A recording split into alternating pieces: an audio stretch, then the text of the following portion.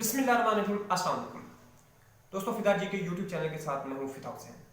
आज की वीडियो इंतहाई अहम है और लॉ अवेयरनेस की ये नेक्स्ट वीडियो है, जिसमें हम जिक्र करेंगे कि जो निकाह नामा है वो उसके बाद कौन सी यूनियन कौंसिल में जमा करवाना चाहिए। जी हाँ, कौन सी यूनियन कौंसिल से मुराद ये कि आप अपने इलाके की यूनियन कौंसिल में करवा सकते हैं या कहीं पे करवा सकते हैं।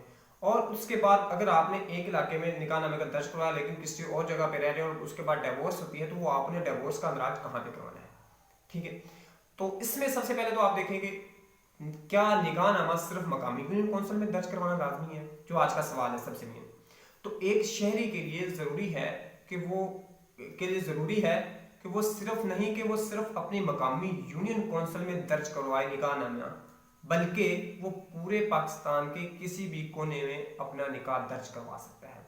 इन आपकी रेजिडेंस लाइट कैच के लाहौर की है तो आप ये पिशावर की यूनियन कौंसिल में करवा सकते हैं, आप इसको मुल्तान की यूनियन कौंसिल में करवा सकते हैं जमा।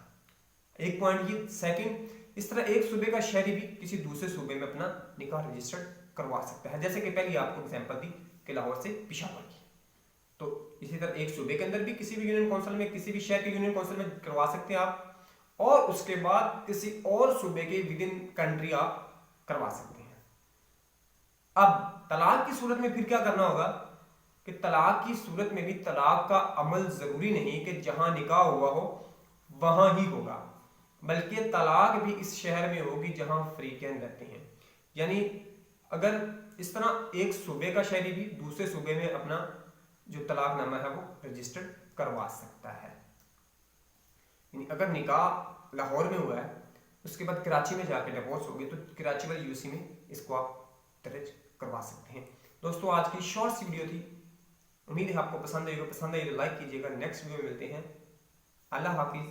पाकिस्तान जिंदाबाद।